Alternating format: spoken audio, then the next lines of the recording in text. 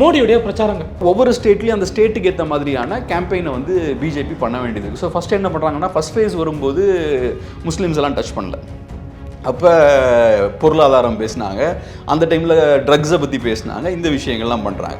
அதுக்கப்புறம் என்ன பண்ணுறாங்கன்னா, ராஜஸ்தானுக்கு போய் முஸ்லீம் இஷ்யூஸ்லாம் கையில் எடுக்கிறாங்க. ஏன்னா செகண்ட் ஃபேஸில் போய் முஸ்லீம்ஸை பற்றி பேசினாலும் தமிழ்நாட்டில் ஒன்றும் நமக்கு பிரச்சனையாக போகிறது இல்லையா, எலெக்ஷன்ஸ் முடிஞ்சிருச்சு. அதுக்கப்புறம் தெலுங்கானாவில் போய் பிரதமர் அவர்கள் என்ன பேசுகிறார், அதானியோட காங்கிரஸ் ரொம்ப க்ளோஸாக இருக்குது அப்படின்ற மாதிரியான ஒரு பிம்பத்தை அதை வச்சு அவங்க கிரியேட் பண்ணுறதுக்கான வேலைகளை பார்க்குறாங்க. அரவிந்த் கெஜ்ரிவாலோட ரிலீஸ் வந்து ஒரு பாசிட்டிவான ஒரு விஷயம் தான். ஒன்று, அவர் கரிஸ்மேட்டிக்கான லீடர். இப்போ வந்து அவர் பேச ஆரம்பிச்சதுக்கப்புறம் இந்த 2 நாள்லேயே நிறைய நியூஸ் வந்து ஜென்ரேட் பண்ண ஆரம்பிச்சிட்டாரு.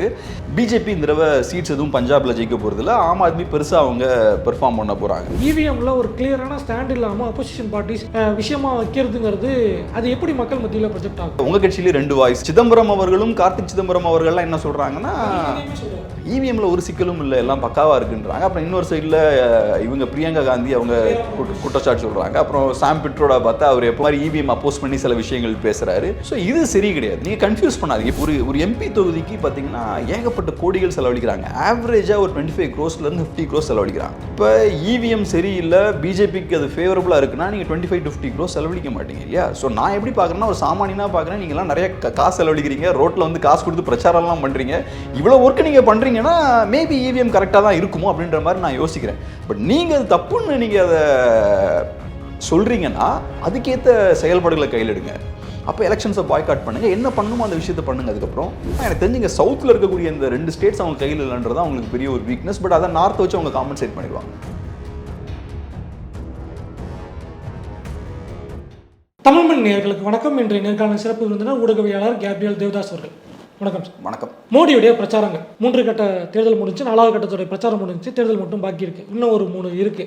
இந்த பிரச்சாரங்களில் மோடி வந்து நிறைய இடங்களில் வேறு ஸ்டாண்டெல்லாம் பேசியிருக்காரு, ஒவ்வொரு இடத்துலையும் ஒவ்வொரு மாதிரி பேசியிருக்காரு. அதில் ரீசெண்டாக வந்து அதானியை தாக்கி காங்கிரஸுக்கு வந்து டெம்போவாக பணம் கொடுத்தாரு அப்படிங்கிற ஒரு ஸ்டேட்மெண்ட் சொல்கிறாரு.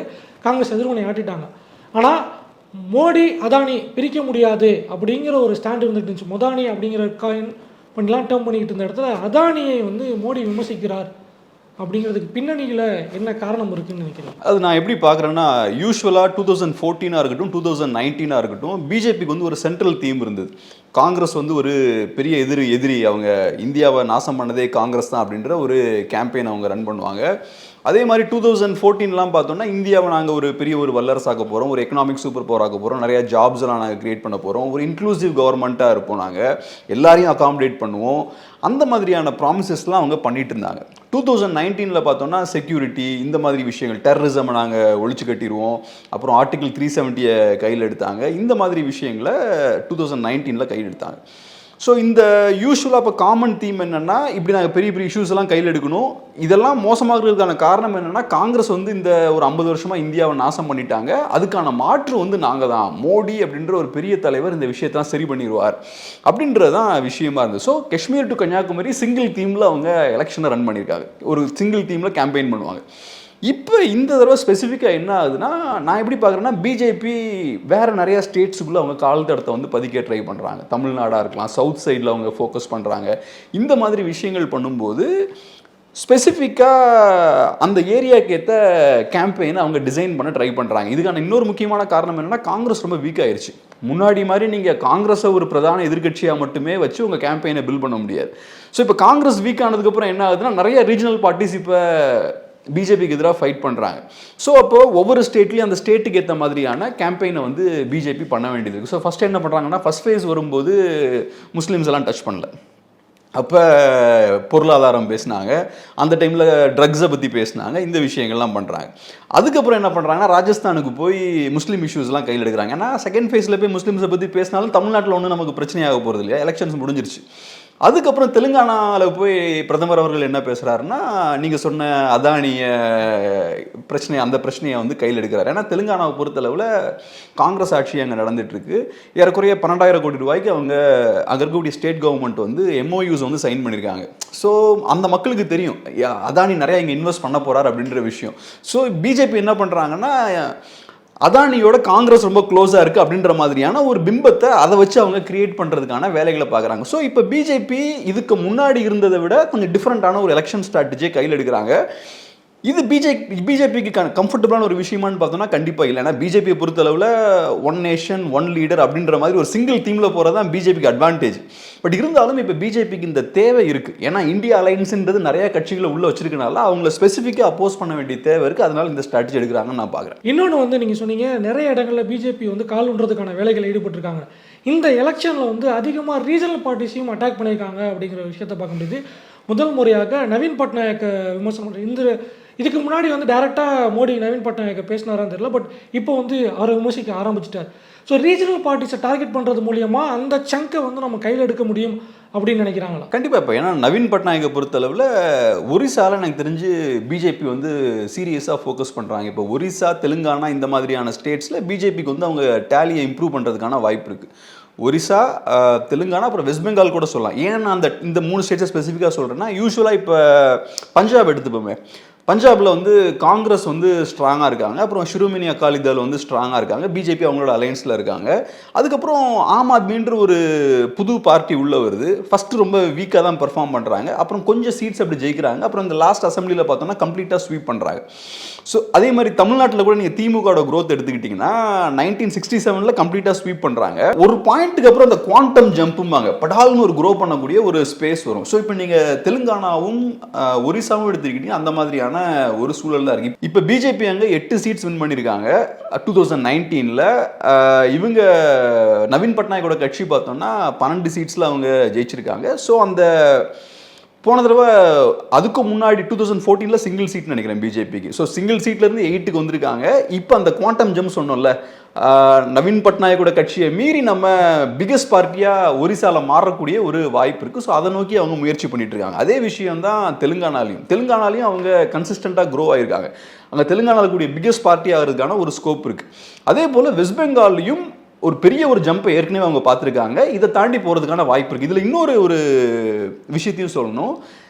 நம்ம உடனே பிஜேபி கண்டிப்பாக பெருசாக ஜம்ப் பண்ணுவாங்கன்னு சொல்ல முடியாது. அவங்கள பொறுத்தளவில் அந்த ஸ்கோப் இருக்குன்னு அவங்க நம்புறாங்க, அதுக்கான ஒர்க் பண்ணுறாங்க. சில சமயம் ஒரு சேச்சுரேஷன் பாயிண்ட்டை கூட அவங்க எட்டிருக்கலாம். இப்போ வெஸ்ட் பெங்காலை பொறுத்தளவில் நிறைய பேர் சொல்கிற விஷயம் என்னன்னா, பிஜேபி ஒரு சேச்சுரேஷன் பாயிண்ட்டை எட்டிட்டாங்க, இதுக்கு மேலே பெருசாக புஷ் பண்ண முடியாதுன்னு சொல்கிறாங்க. சில பேர் மேலே போகலான்னு சொல்கிறாங்க. அதை நம்ம வெயிட் பண்ணி பார்ப்போம். இப்போ அரவிந்த் கெஜ்ரிவாலுடைய அந்த ஜாமீன் வந்திருக்குது. ஸோ அது வந்து எந்த அளவுக்கு இந்த இந்தியா அலையன்ஸ்க்கு கை கொடுக்கும் அப்படிங்கிற ஒரு கேள்வி இருக்குல்ல. அரவிந்த் கெஜ்ரிவாலோட ரிலீஸ் வந்து ஒரு பெரிய ஒரு பாசிட்டிவான ஒரு விஷயம் தான். ஒன்று, அவர் கரிஸ்மேட்டிக்கான லீடர். இப்போ வந்து அவர் பேச ஆரம்பிச்சதுக்கப்புறம் இந்த 2 நாள்லேயே நிறைய நியூஸை வந்து ஜென்ரேட் பண்ண ஆரம்பிச்சிட்டாரு. ஒரு பெரிய அட்வான்டேஜ் என்னன்னா, இப்போ தமிழ்நாட்டில் நம்ம சென்னையில் நடக்கக்கூடிய விஷயங்களுக்கு தான் இங்கே ஊடகங்கள்லாம் பெரிய இம்பார்ட்டன்ஸ் கொடுப்பாங்க. இங்கே நான் சென்னையில் நடக்கிற விஷயம் தான் பார்த்தோன்னா கன்னியாகுமரியிலையும் பெரிய ஒரு பேசு பொருளாக இருக்கும், கோயம்புத்தூரில், மதுரையில் எல்லா இடத்துலையும் பேசு பொருளாக இருக்கும். அதே மாதிரி இந்தியாவோட கேபிட்டல் வந்து டெல்லி, அங்கே மீடியா ஹவுசஸ் எல்லாம் அங்கே தான் குவிஞ்சிருக்காங்க. ஸோ அங்கே ஒருத்தர் பெரிய ஒரு தாக்கத்தை ஏற்படுத்தினா அது ஒட்டுமொத்த இந்தியாவுக்கும் போய் சேரும். அந்த வகையில் ஒரு கரிஸ்மேட்டிக்கான ஒரு லீடர் இப்போ வெளியே வந்துட்டார் அப்படின்ற விஷயம் வந்து ஒரு பாசிட்டிவான விஷயம். அதுபோக இன்னொரு முக்கியமான விஷயம் என்னென்னா, அவருக்கு டெல்லியிலையும் பஞ்சாப்லையும் நல்ல இம்பேக்டை ஏற்படுத்த முடியும். டெஃபினட்டாக ஆம் ஆத்மி இந்த தடவை பஞ்சாபில் நல்லா ஸ்கோர் பண்ண போகிறாங்க. எனக்கு தெரிஞ்சு பிஜேபி இந்த தடவை சீட்ஸ் எதுவும் பஞ்சாபில் ஜெயிக்க போகிறதில்ல. ஆம் ஆத்மி பெருசாக அவங்க பெர்ஃபார்ம் பண்ண போகிறாங்க. டெல்லியிலையுமே கூட ஆம் ஆத்மிக்கும் காங்கிரஸுக்கும் அங்கே அலைன்ஸில் இருக்காங்க. ஆம் ஆத்மியும் காங்கிரஸும் அலைன்ஸில் இருக்காங்க. ஸோ பெட்டராக பெர்ஃபார்ம் பண்ணுறதுக்கான நிறையா வாய்ப்புகள் இருக்குது. இந்த தடவை 4 சீட்ஸ் வந்து ஆம் ஆத்மி கண்டெஸ்ட் பண்ணுறாங்க, 3 சீட்ஸ் வந்து காங்கிரஸ் கண்டெஸ்ட் பண்ணுறாங்க. ஸோ இதுலேயும் பார்த்தோன்னா அவர் நல்லா ஸ்ட்ராங்காக அவர் கேம்பெயின் பண்ணுறது ஒர்க் ஆகிறதுக்கான வாய்ப்பு இருக்குது. ஏன்னா போன தடவை 2019 பிஜேபி கம்ப்ளீட்டாக ஸ்வீப் பண்ணுறாங்க டெல்லியில், 2014 ஸ்வீப் பண்ணுறாங்க, 2019 ஸ்வீப் பண்ணுறாங்க. அதுவும் போன தடவை 57% ஓட்ஸ் வாங்குறாங்க. ஸோ ஆம் ஆத்மி காங்கிரஸ் பார்ட்டி 2 பேரோட ஓட்ஸை சேர்த்தா கூட 40% தான் வருது. ஸோ நீங்கள் பிஜேபி ஜெயிக்கணும்னா எக்ஸ்ட்ராடினரி எஃபோர்ட் போடணும். அந்த வகையில் சரி, இப்போ சிறையிலேருந்து அவர் விழுந்திருக்காருன்னா ஒரு அனுதாப அலை வர்றதுக்கான வாய்ப்பு இருக்குது. அதே மாதிரி இப்போ 2 பேரும் அலைன்ஸில் இருக்கனால காங்கிரஸ் ஏஐபி ஓட்ஸ் 2ம் சேர்றதுக்கான வாய்ப்பு இருக்குது. அப்புறம் இன்னொரு முக்கியமான விஷயம் என்னென்னா, டெல்லியை பொறுத்தளவில் போன எலெக்ஷனில் பெரிய ஒரு ட்ராப் இருந்தது, ஓட்டர்ஸ் டர்ன் அவுட்டில் ட்ராப் இருந்தது. வாக்குகள் பதிவானது கொஞ்சம் கம்மியாக இருந்தது, 5% கம்மியாக இருந்தது.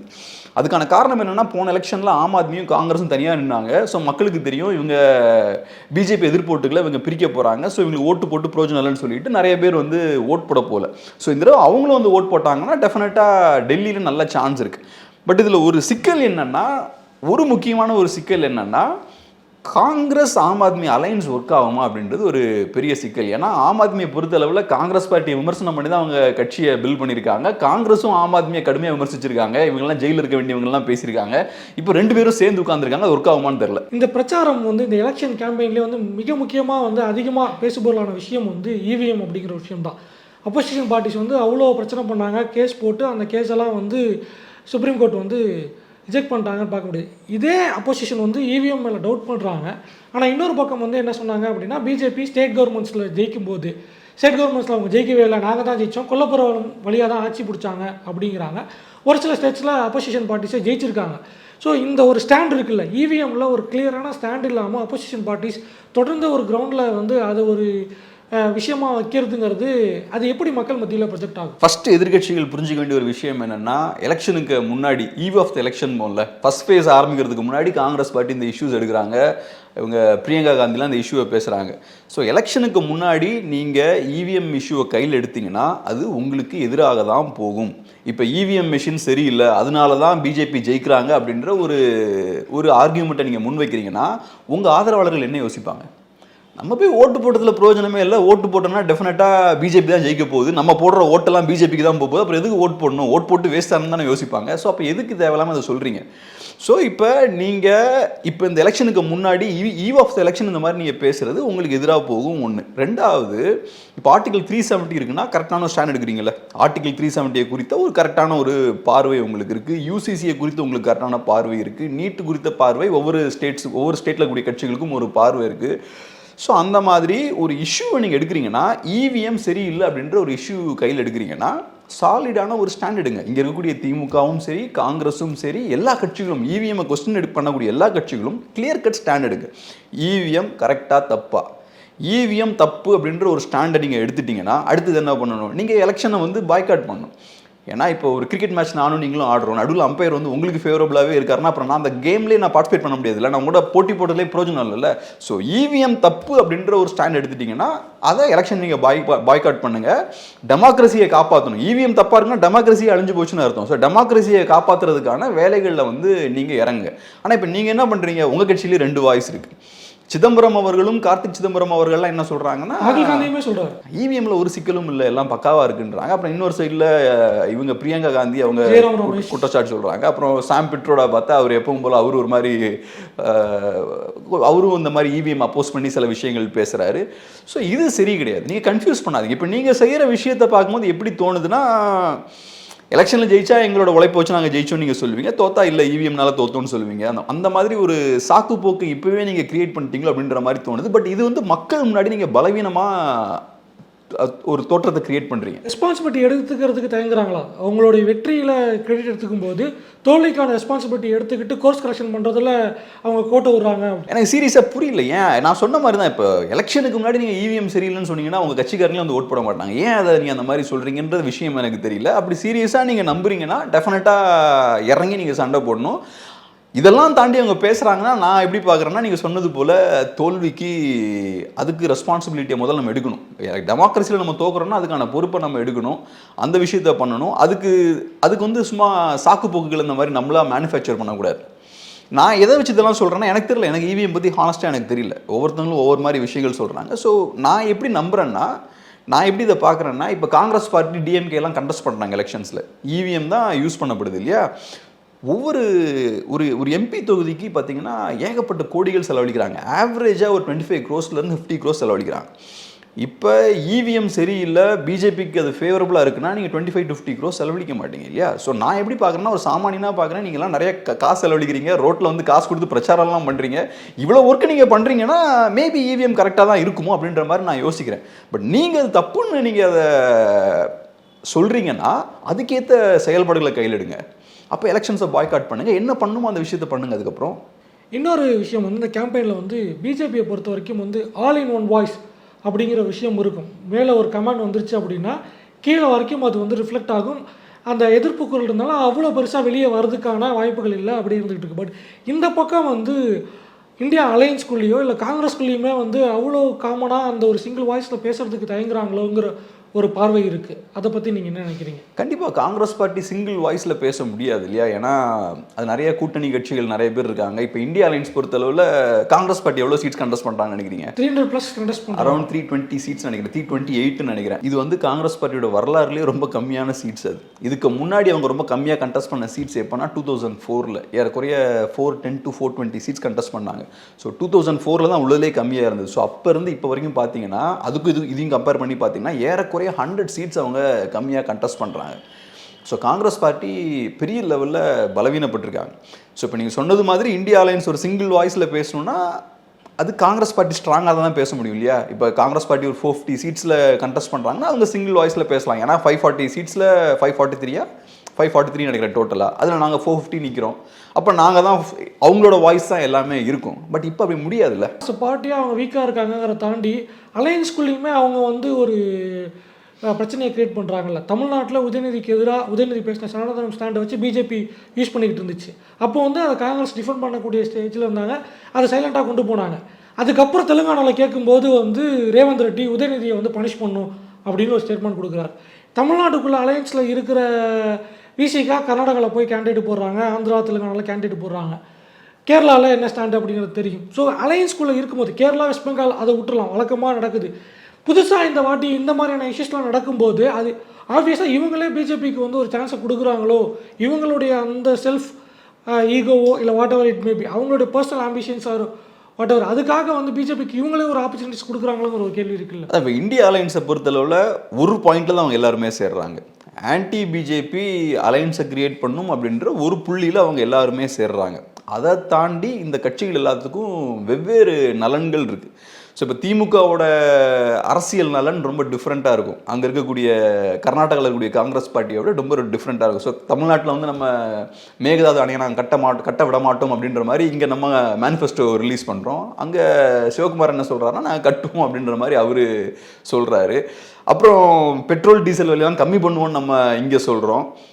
இது வந்து திமுக எடுக்கக்கூடிய முடிவு இல்லை. ஸோ ஏறக்குறைய அவர் வந்து இது சென்ட்ரல் கவர்மெண்ட் டிசைட் பண்ண வேண்டிய விஷயம் இல்லை. ஸோ இந்தியா அலையன்ஸுக்கு ஏற்ற மாதிரி நம்ம ஏதோ இந்தியா அலையன்ஸுக்காக பேசுகிற மாதிரி பேசுகிறாங்க. ஸோ அப்போ இந்த விஷயங்கள்லாம் கண்டிப்பாக நெருடல்களை ஏற்படுத்தும். பட் அதை சொன்னது மாதிரி திமுக அந்த விஷயங்கள்லாம் இங்கே பேசுகிறாங்கன்னா அவங்க நலன்லேருந்து அவங்க அதெல்லாம் பேசுகிறாங்க. ஸோ கர்நாடகாவில் அதே மாதிரி அவங்களுக்குன்னு சில இன்ட்ரெஸ்ட் இருக்குது, அந்த விஷயங்களை அவங்க பண்ணுறாங்க. ஒவ்வொரு ஸ்டேட்லையும் இது பிரச்சனை இருக்குது. ஸோ பிஜேபிக்கு இந்த சிக்கல் கிடையாது. ஏன்னா அவங்களுக்கு ஒரு சிங்கிள் ஸ்ட்ராங் லீடர்ஷிப் இருக்குது. பார்ட்டி ரொம்ப பெரிய ஒரு மெக்கானிசம் இருக்குது. பார்ட்டி நல்லா ஸ்ப்ரெட்டாக இருக்குது இந்தியா ஃபுல்லாக. ஒரு காலத்தில் காங்கிரஸும் அப்படி தான் இருந்தது. ஸோ இன்றைக்கி அப்படி தான் இருக்க முடியும்னு நினைக்கிறேன். இந்தியா அலையன்ஸுக்கு வந்து எல்லாரையும் ஒரு சிங்கிள் லைனில் வந்து இப்படி தான் பேசணும், இப்படி தான் ஒரு சிங்கிள் ரூட் நீங்கள் சொன்ன மாதிரி அப்படி சிங்கிள் லைனில் அவங்க எல்லாம் செயல்பட்டாங்கன்னா நல்லது இந்தியா அலையன்ஸுக்கு. ஆனால் அது ரொம்ப கஷ்டம். கான்ட்ராடிக்டரியாக பேசும்போது அந்த ஒரு பிரச்சனை வருது இல்லை. டிஃபெண்ட் பண்ண வேண்டிய இடத்துல சைலண்டாக இருக்காங்க சனாதன மேட்டருக்கு. பட் அவருக்கு வந்து கோர்ட் பனிஷ் பண்ணணும்னு வந்து இன்னொரு ஸ்டேட்டோட சிஎம் சொல்கிறாரு, அதுவும் அலையன்ஸில் இருக்க ஒரு பார்ட்டியோட சிஎம் சொல்கிறாருங்கும் போது அதை வந்து பிஜேபி அதை டூலாக யூஸ் பண்ணுவாங்கல்ல. கண்டிப்பாக. ஆனால் அதுக்கு வேறு வழி இல்லை. இந்தியா அலையன்ஸில் அந்த ப்ராப்ளம் இருக்குது. இப்போ நீங்கள் விசிகேயோட கதையே சொன்னீங்க இல்லையா? அவங்க தமிழ்நாட்டுக்குள்ள பேசும்போது தமிழர் நலன் சார்ந்து நாங்கள் பேசுவோம், அடுத்த ஸ்டேட்டுக்கு போனால் அடுத்த அந்த ஸ்டேட் நலனுக்கு சார்ந்து பேசுவோம் நாங்கள்ல. ஸோ ஏன் அப்படி பேசுகிறாங்கன்னு நினைக்கிறீங்க? ஸோ அந்த ஸ்டேட்டில் க்ரோ ஆகணும்னா ஆனால் அதை பேசணும், இந்த ஸ்டேட்டில் க்ரோ ஆகணும்னா இதை பேசணும். ஸோ அதுலேருந்து தான் அவங்க பேசுகிறாங்க. இதில் மக்களாக நம்ம தான் முடிவெடுக்கணும். இப்படி பேசுறதெல்லாம் இப்படி அரசியல்வாதிகள் பேசுறதை நம்ம அலோவ் பண்ணணுமா இல்லையான்றதை நம்ம முடிவு பண்ணணும். அவங்களோட நலன்லேருந்து பேசுகிறாங்க. இது நான் ப்ராக்டிக்கலாக பேசுகிறேன். மோடியுடைய பிரச்சாரங்கள் வந்து தொடர்ச்சியாக வந்து இந்த மாதிரி விமர்சனத்துக்குள்ளாயிட்டு இருக்கும்போது ஆப்போசிட் சைடில் வைக்கக்கூடிய ஆட்கள்லாம் என்ன சொல்கிறாங்க அப்படின்னா, மோடிக்கு தோல்வி பயம் வந்துருச்சு, தோற்றுருவோங்கிற இதில் பேசிக்கிட்டு இருக்காரு. இந்தியா கூட்டணி ஜெயிச்சா நடக்குன்னு மோடி ஏன் பேசுகிறாரு, அப்போ நாங்கள் ஜெயிப்போன்னு மோடி நம்புகிறாரு அப்படிங்கிற விஷயங்கள் சொல்கிறாங்க. ஆரம்பத்தில் 400ங்கிற இடத்துல பிஜேபி ஆரம்பிச்சிச்சு. இப்போ அந்த கவுண்டே அவங்க சொல்கிறத விட்டுட்டாங்க. அப்போசிஷனில் வந்து 350 வரும், 300 போகும் அப்படின்னு கொஞ்சம் கொஞ்சமாக குறைச்சி இப்போ 200லேருந்து 150 வரைக்கும் பிஜேபி போயிடும் அப்படிங்கிற ஒரு ஸ்டாண்ட் எடுக்காங்க. உண்மையிலேயே பாஜக அவ்வளோ சுருக்கி பண்ணுற அளவுக்கு, பாஜகவை அந்த இடத்துக்குள்ளே சுருக்கிற அளவுக்கு அப்போசிஷன் ஸ்ட்ராங்காக இருக்கா? 200 சீட் அப்படிங்கும்போது அப்போசிஷனில் வந்து 343 சீட்டை வந்து இவங்க ஜெயிக்கிறதுக்கான ஜெயிச்சாகணும். அப்போ தான் பாஜக கண்ட்ரோல் பண்ண முடியும். அதுக்கு சாத்தியக்கூறுகள் இருக்கு. இப்போ ஃபஸ்ட்டு ஒரு கிரவுண்டை நான் என்னன்னு சொல்கிறேன், அதுக்கப்புறம் ஒவ்வொரு ஸ்டேட்டாக நம்ம முடிஞ்சால் அனலைஸ் பண்ணுவோம். ஸோ கிரவுண்டில் இருக்கக்கூடிய ரியாலிட்டி என்னென்னா, நான் ஃபஸ்ட்டே சொன்னது போல் காங்கிரஸ் பார்ட்டி 328 சீட்ஸ் தான் அவங்க கண்டெஸ்ட் பண்ணுறாங்க. 328 சீட்ஸ் நம்ம பார்த்தோம்னா ஓவராலாக 543 சீட்ஸ் இருக்குது. அதில் ஏறக்குறைய 60% சீட்ஸை காங்கிரஸ் பார்ட்டி கண்டெஸ்ட் பண்ணுறாங்க. ஸோ இப்போ 328 தாண்டி மீதி பாக்கி எவ்வளோ சீட்ஸ் இருக்குது? ஒரு 215 சீட்ஸ் இருக்குன்னு நினைக்கிறேன் இல்லையா. ஸோ அவ்வளோ சீட்ஸ் இருக்குது. கூட்டணி கட்சிகள்லாம் 215 சீட்ஸை கண்டெஸ்ட் பண்ணுறாங்க. ஸோ இப்போ இந்தியா அலைன்ஸ் ஜெயிக்கணும்னா, இந்தியா அலைன்ஸுக்கு மெஜாரிட்டி வேணும்னா காங்கிரஸ் பார்ட்டி மினிமம் 150 சீட்ஸ் கொண்டு வரணும். ஏன்னா 328 சீட்ஸில் இவங்க 150 சீட்ஸ் ஜெயிச்சாதான் அட்லீஸ்ட் அவங்களால ஒரு 215 சீட்ஸில் அவங்களால மீதி இருக்கக்கூடிய 215 கொஞ்சம் இன்க்ரீஸ் ஆகுனா ஒரு சில இடத்துல காங்கிரஸும் அப்போசிஷன் சேர்த்து கண்டெஸ்ட் பண்ணுறாங்களா, வெஸ்ட் பெங்கால் கேரளாலாம் கண்டெஸ்ட் பண்ணுறாங்கன்னா அந்த நம்பர்ஸ் கொஞ்சம் அதிகமாக இருக்க வாய்ப்பு இருக்குது. அங்கே கொஞ்சம் அதிகமாக இருக்க வாய்ப்பு இருக்குது. ரைட், சரி. ஸோ அவங்க என்ன பண்ண வேண்டியிருக்குன்னா, அட்லீஸ்ட் அவங்க ஒரு அந்த 215+ சீட்ஸில் இருந்து அவங்க கண்டிப்பாக ஒரு 120 சீட்ஸாவது அவங்க ஜெயிக்க வேண்டியிருக்கும். ஸோ காங்கிரஸ் பார்ட்டி சிங்கிளாக நிறைய டெலிவர் பண்ண வேண்டியது இருக்குது. எப்படி என்டிஏக்கு பிஜேபி ஹெவியாக டெலிவர் பண்ணுறாங்களோ அந்தளவுக்கு இல்லைனாலும் காங்கிரஸ் பார்ட்டி அவங்களோட டேலியை இன்க்ரீஸ் பண்ண வேண்டியது இருக்குது. போனது 52 சீட்ஸ் பண்ணாங்களா, 54 சீட்ஸ். ஸோ அட்லீஸ்ட் இந்த தடவை அவங்க 100+ சீட்ஸை வந்து ப்ரொடியூஸ் பண்ணணும். அவங்க காங்கிரஸ் பார்ட்டினால் 100+ சீட்ஸை ப்ரொடியூஸ் பண்ண முடியலன்னா இந்தியா அலையன்ஸால் ஜெயிக்க முடியுமான்னு எனக்கு அது பெரிய ஒரு கேள்வி தான். ஸோ இப்போ நம்ம என்ன எதிர்பார்க்குறோம்னா, காங்கிரஸ் பார்ட்டிகிட்டருந்து 2 மடங்கு அதிகமாக அவங்களோட பெர்ஃபார்மன்ஸை இன்க்ரீஸ் பண்ணணும். 2014 ஏறக்குறைய 45 சீட்ஸு, இப்போ 50+ சீட்ஸ் இந்த 2019 வாங்கியிருக்காங்க. ஸோ இப்போ 10 வருஷம் கழிச்சு நீங்கள் 2 டைம்ஸ் உங்களோட பர்ஃபார்மன்ஸை இன்க்ரீஸ் பண்ணணும். அதுக்கான வேவ் ஏதாவது தெரியுதான்னா எனக்கு அது கொஞ்சம் டவுட்ஃபுல்லாக தான் இருக்குது. இது ஒன்று. ரெண்டாவது, நம்ம ஒவ்வொரு ஸ்டேட்ஸாக பார்ப்போம். என்ன பொறுத்தளவில் பிஜேபி லூஸ் பண்ணுறதுக்கான வாய்ப்பு எங்கெல்லாம் இருக்குன்னு பார்த்தோம்னா, கர்நாடகாவில் மேபி கொஞ்சம் சீட்ஸை லூஸ் பண்ணலாம். ஏன்னா அங்கே ஒரு பீக்கை டச் பண்ணிட்டாங்க, 25 சீட்ஸ் ஆல்ரெடி. ஸோ அவங்க கொஞ்சம் லூஸ் பண்ணுறதுக்கான வாய்ப்பு இருக்குது. ரெண்டாவது, பஞ்சாபில் டெஃபினட்டாக அவங்களுக்கு இருக்கக்கூடிய சீட்ஸை லூஸ் பண்ணிடுவாங்க. 2 சீட்ஸ் அவங்களுக்கு இருக்குது, அலைன்ஸும் இல்லை. ஸோ கண்டிப்பாக அந்த 2 சீட்ஸ் போயிடும் அவங்களுக்கு. குஜராத் பொறுத்தளவில் இந்த 2 ஸ்டேட்ஸில் எனக்கு தெரிஞ்சு கண்டிப்பாக அவங்க சீட்ஸை வந்து இழக்க போகிறாங்க. குஜராத் பொறுத்தளவில் கொஞ்சம் ட்ரிக்கியாக இருக்குது. கொஞ்சம் எனக்கு தெரில அது எப்படி ஒர்க் ஆகும்னு தெரில. ஏன் நான் அதை சொல்கிறேன்னா, 22 எலெக்ஷன்ஸ் நம்ம அசம்பிளி எலெக்ஷன்ஸ் நம்ம பார்த்தோம்னா அங்கே அரசியல் களம் கம்ப்ளீட்டாக மாறி இருக்கு. ஆம் ஆத்மி அப்படின்ற ஒரு புது பிளேயர் வந்து அங்கே பெரிய ஒரு இம்பாக்டை கிரியேட் பண்ணியிருக்காங்க. 13% அவங்க வாங்கியிருக்காங்க. இந்த 13% ஆம் ஆத்மி வாங்கினால என்ன அரசியல் தாக்கம் ஏற்பட்டிருக்குன்னா, ஆம் ஆத்மிக்கு 5 சீட் கிடச்சிருக்கு. ஆனால் காங்கிரஸ் பார்ட்டி 60 சீட்டை இழந்திருக்கு. பிஜேபி ஏறக்குறைய ஒரு 55 சீட்ஸ் பிஜேபிக்கு இன்க்ரீஸாக அதிகமாக வந்திருக்கு. ஸோ ஆம் ஆத்மி ஒரு 13% ஓட்ஸை பிரிச்சனால கம்ப்ளீட்டாக காங்கிரஸ் வந்து அங்கே காலி ஆயிடுச்சு.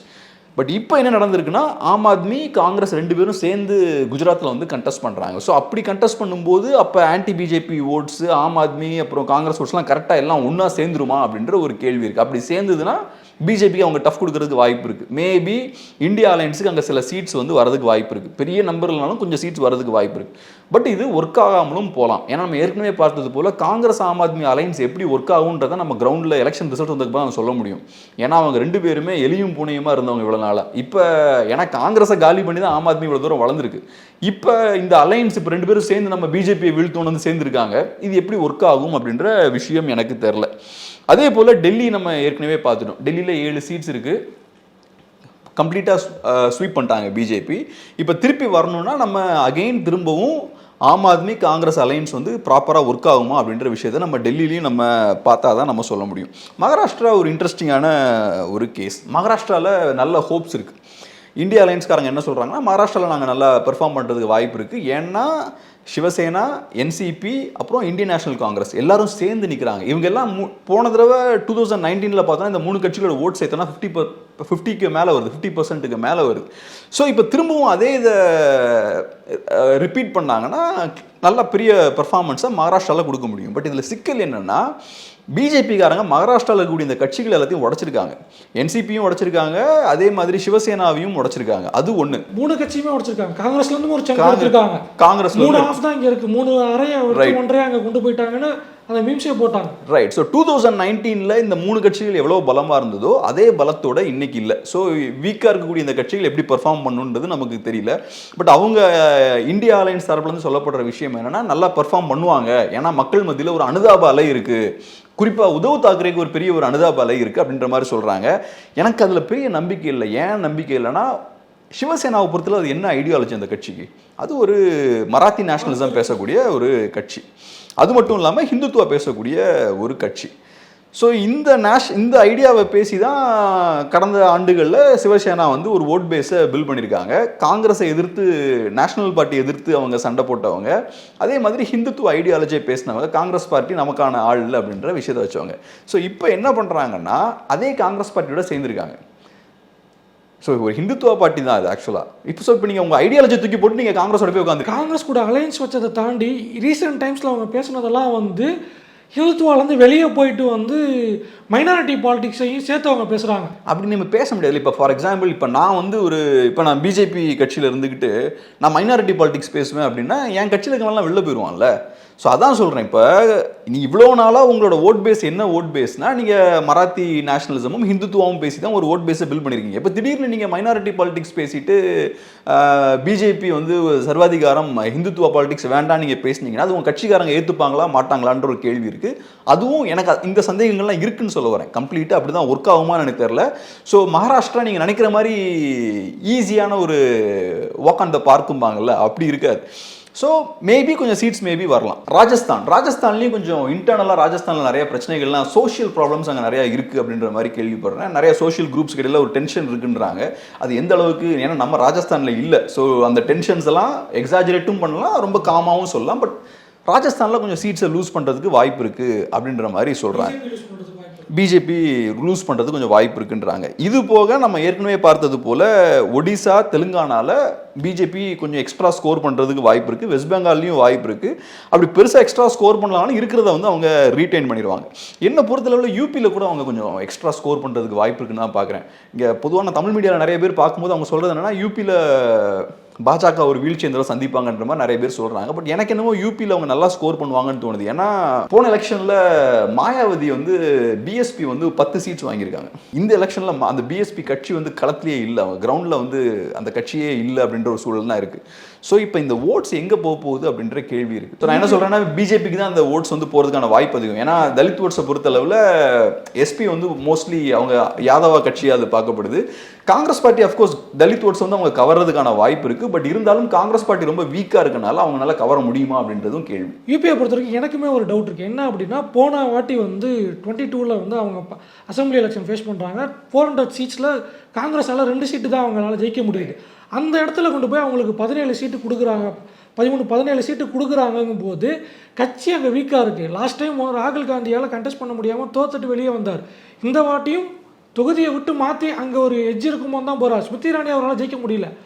அப்படிங்கும்போது 17 சீட்டு கொடுக்குறீங்க, மோர் தேன் 10 சீட்ஸ் வந்து காங்கிரஸ் விட்டு கொடுக்கும் பிஜேபிக்கு. கரெக்ட். இதை நானுமே என் சேனல் நான் நிறைய பேசியிருக்கேன். இப்போ என்னன்னா, இப்போ 2 அசம்பிளி சீட்ஸ் வின் பண்ணக்கூடிய ஒரு காங்கிரஸ் பார்ட்டிக்கு 17 எம்பி சீட்ஸ் கொடுக்குறதுன்றதுல எந்த லாஜிக்கும் இல்லை. அப்படி கொடுக்குறாங்கன்னா என்ன அர்த்தம்னா எஸ்பியுமே அங்கே ரொம்ப வீக்காக இருக்காங்கன்னு அர்த்தம். ஏன்னா இப்போ ஓட் ஷேர் வச்சு பார்த்தோம்னா போன எலெக்ஷனோட ஓட் ஷேர் வச்சு பார்த்தோம்னா எஸ்பிக்குமே பெருசாக ஒன்றும் அங்கே பெர்ஃபார்ம் பண்ணல. எனக்கு தெரிஞ்சு காங்கிரஸ் 1 சீட் வின் பண்ணாங்கன்னு நினைக்கிறேன், எஸ்பி 5 சீட்ஸ் அந்த வின் பண்ணாங்கன்னு நினைக்கிறேன். அவங்களோட ஓட் ஷேருமே பெருசாக ட்ராப் ஆயிடுச்சு.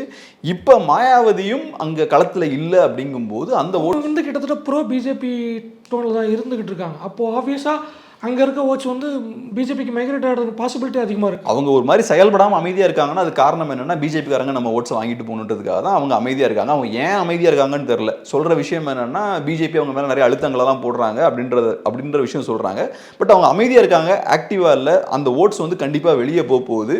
ஸோ இப்போ தலித் ஓட்ஸ் எங்கே போகுது அப்படின்றது தான் கேள்வி. காங்கிரஸ் பார்ட்டி அஃப்கோர்ஸ் ஒரு நேஷனல் பார்ட்டியாக உள்ள அட்ராக்ட் பண்ணலாம். பட் காங்கிரஸ் பார்ட்டி எதை ஆஃபர் பண்ண போகிறாங்க? நீங்கள் சொன்னது போல் அங்கே 1 சீட் வச்சிருக்காங்க. காங்கிரஸ் பார்ட்டிக்கு அங்கே யூபியில் ஒன்றுமே இல்லையே களத்தில். ஸோ இப்போ அந்த ஓட்ஸ்லாம் உள்ளே கொண்டு வரணும்னா அவங்களுக்கு ஏதாவது ஆஃபர் பண்ணணும்ல, பவர் கொடுக்கணும்ல அவங்களுக்கு. ஸோ பிஜேபினால அவங்கள பெட்டராக அகாமடேட் பண்ண முடியுமோ அப்படின்ற மாதிரி தான் தோணுது. அப்புறம் இன்னொரு இண்டிகேஷன் நீங்கள் சொன்னது போலேயே அந்த 2 அசம்பிளி சீட்ஸ் வின் பண்ண கட்சிக்கு 17 சீட்ஸ் கொடுக்குறது கொஞ்சம் அது ஒரு லாஜிக்கலாக இல்லை. 2வது என்னென்னா இப்போ ராகுல் காந்தியுமே பாருங்கள், அமேத்தின்றது அவங்களோட ஃபேமிலி பேஸ்டனாக இருந்த ஒரு தொகுதி. இப்போ அமேத்தியிலிருந்து அவங்க விரட்டடிக்கப்பட்டிருக்காங்க. இப்போ அவங்க ராய்பெர்லிக்கு அவர் போக வேண்டிய இடத்துக்கு தள்ளப்பட்டிருக்காங்க. ஸோ இதெல்லாம் பார்க்கும்போது மற்ற ட்ரெடிஷ்னலான மற்ற ஸ்டேட்ஸ்லாம் இருக்குது, எம்பி இருக்குது. ஸோ மகாராஷ்டிராவில் பார்த்தா எனக்கு தெரிஞ்சு மகாராஷ்டிராலாம் பெருசாக எதுவும் மாறும்னு தோணலை. ஏறக்குறைய மகாராஷ்டிராவை பொறுத்தளவில் போன தடவை விட வேணால் 1-2 சீட்ஸ் வந்து அவங்களுக்கு கம்மியாக வரலாம். சத்தீஸ்கரும் அதே மாதிரி தான் நான் பார்க்குறேன். ஸோ இதில் எங்கேருந்து பெருசாக இந்தியா அலையன்ஸுக்கு சீட்ஸ் வரப்போகுது அப்படின்ற விஷயம் எனக்கு தெரியல. தமிழ்நாடு கேரளாவை தாண்டி உங்களுக்கு தமிழ்நாடு கேரளாவில் கண்டிப்பாக பிஜேபிக்கு எந்த இதுவும் இருக்க போகிறதில்ல. பிஜேபி கேரளாவில் அக்கௌண்ட் ஓப்பன் பண்ணல அப்படின்னா பண்ண முடியலன்னா ஃபுல்லி 60 சீட்ஸ் வந்து பிஜேபி கைக்கு போகிறதுக்கான பாசிபிலிட்டிஸ் இருக்குது. தமிழ்நாடு கேரளாவில் கண்டிப்பாக பிஜேபி எனக்கு தெரிஞ்ச எந்த இம்பாக்ட்டும் இருக்காது. ஆந்திர பிரதேஷ்க்கு கூட பெருசாக அவங்களால தாக்கத்தை ஏற்படுத்த முடியுமான்னு தெரியல. கர்நாடகாவில் கொஞ்சம் இம்பாக்ட் கம்மியாக, பெர்ஃபார்மன்ஸ் கம்மியாக இருக்க வாய்ப்பு இருக்குது. பஞ்சாபில் கம்ப்ளீட்டாக அவங்க இருக்க மாட்டாங்க. நெக்ஸ்ட்டு இந்த எலெக்ஷனில் அவங்க எதுவும் ஸ்கோர் பண்ண மாட்டாங்க பஞ்சாபில். நார்த் ஈஸ்ட்டில் சில ஸ்டேட்ஸில் அவங்க பின்னடைவை சந்திக்க வேண்டியக்கூடிய ஒரு வாய்ப்பு ஏற்படும். காஷ்மீர் அந்த சைட்லையும் கொஞ்சம் பெருசாக ஒன்றும் அவங்களுக்கு கெயின் பண்ணுறதுக்கு அங்கே எதுவும் கிடையாது. பட் இதில் என்னென்னா இந்த ஸ்டேட்ஸ்லாம் பெரிய சீட்ஸ் கிடையாது. பஞ்சாபில் 13 சீட் தான் நினைக்கிறேன்ல, 13 சீட்ஸ் தான் நினைக்கிறேன் பஞ்சாபில். நார்த் ஈஸ்ட்லேயும் பெரிய நம்பர்ஸ் கிடையாது. தமிழ்நாடு கேரளாவில் 2 ஸ்டேட்ஸ் தான் நிறைய நம்பர்ஸ் இருக்குது. ஸோ அது மட்டும் தான் எனக்கு தெரிஞ்சு இங்கே சவுத்தில் இருக்கக்கூடிய இந்த 2 ஸ்டேட்ஸ் அவங்க கையில் இல்லைன்றது அவங்களுக்கு பெரிய ஒரு வீக்னஸ். பட் அதை நார்த்தை வச்சு அவங்க காம்பன்சேட் பண்ணிடுவாங்க. இதுவரை எங்களோட இணைந்து கருத்துக்களை பயந்துமைக்கு நன்றி.